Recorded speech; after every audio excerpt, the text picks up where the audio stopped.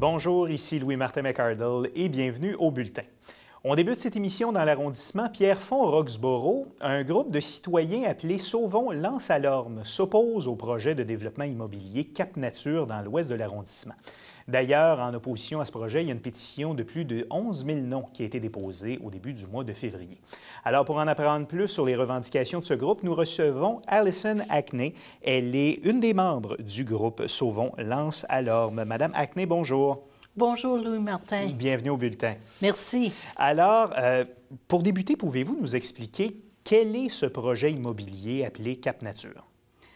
Cap Nature, c'est 5 à 6 000 logements, soit maisons unifamiliales ou semi-détachées, entre le parc nature Cap-Saint-Jacques au nord, le parc nature Anse Alorme à l'ouest et au sud, et la partie développée de Pierrefonds à l'est.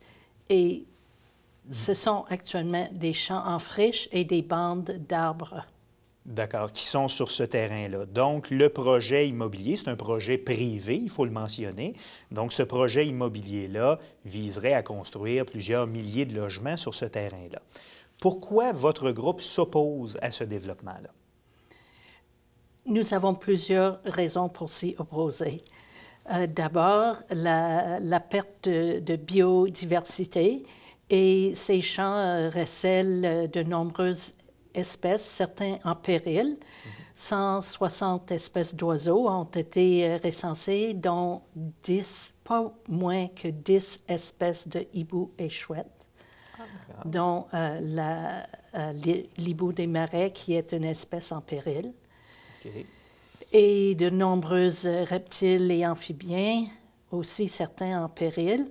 Un cheptel de chevreuil, de cerf de Virginie, communément appelé chevreuil, oui, que les gens ont beaucoup de plaisir à percevoir.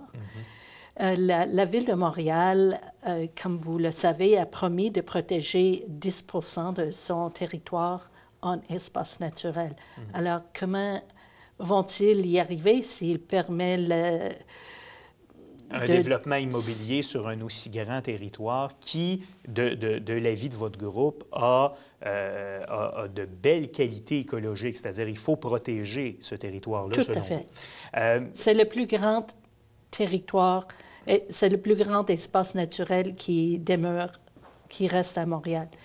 Et si je peux poursuivre, en plus de son importance pour la biodiversité, c'est aussi une question de connectivité écologique, c'est-à-dire que les espèces animales dépendent de leur habitat. Toi et moi, si on construit un gros building à condo à côté de notre petite maison, on s'y adapte tout simplement.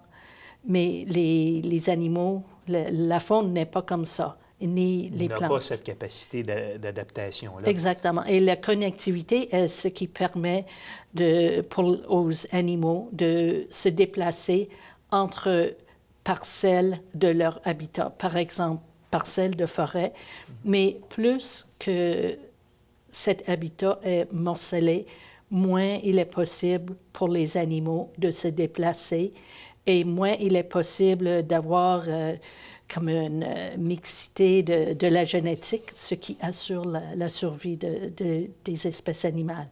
D'accord. Et vous me disiez, avant qu'on enregistre cette entrevue, que ce n'est pas uniquement pour votre groupe une façon de vous opposer à du développement, c'est aussi une opportunité que, selon vous, la Ville devrait saisir pour, au-delà de conserver 10 % de son territoire, pour aussi créer une ceinture verte dans la région de Montréal. C'est bien ça?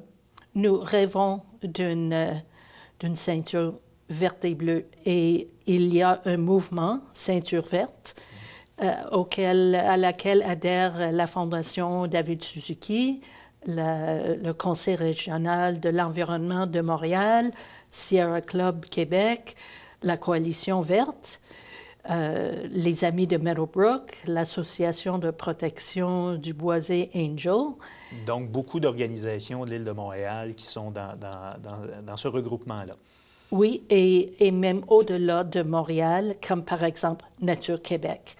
Okay. C'est un enjeu, disons, c'est un enjeu international d'une certaine façon, parce que dans toutes les villes, partout, c'est le même vieux refrain. Si un terrain n'a pas encore une rue ou un bâtiment dessus, on voit ça comme vacant. Et alors, ce n'est pas le cas parce que ces espaces naturels nous procurent tellement de bienfaits. Vous n'avez qu'à regarder la carte des îlots de chaleur à Montréal. Et vous savez qu'à Ville-Marie, c'est coloré rouge, orange. Dans le centre-ville, il y a beaucoup d'îlots de chaleur. Exactement. Donc, selon vous, la présence de milieux naturels aux extrémités de l'île, bon, ça peut aider globalement à améliorer, dans le fond, la qualité de l'environnement dans la région de Montréal. Tout à fait, tout à fait. C'est une question de santé publique aussi. Et je veux savoir, parce que bon, je le mentionnais d'entrée de jeu, il y a plus de 11 000 personnes qui ont signé la pétition que votre groupe a lancée.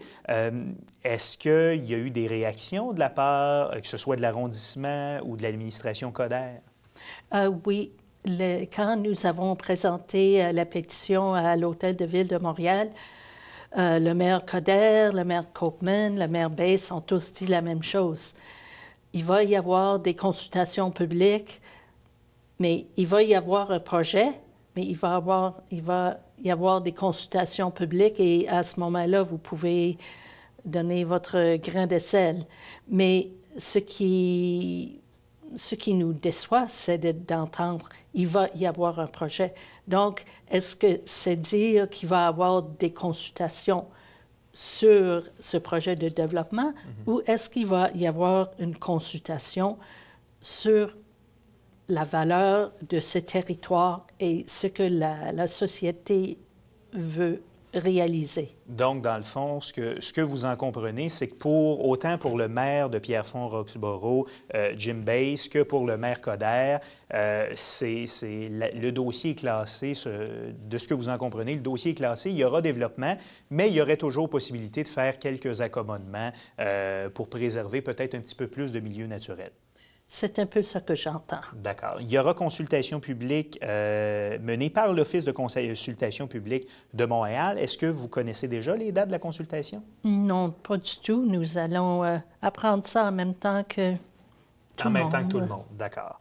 Bien, écoutez, on va suivre ce dossier-là avec intérêt parce que c'est un gros projet immobilier qui pourrait aussi être un gros projet de préservation de l'environnement. Donc, on suivra ça avec intérêt. Alison Acné, donc membre du groupe Sauvons Lance Alarme, merci d'avoir été là. Merci.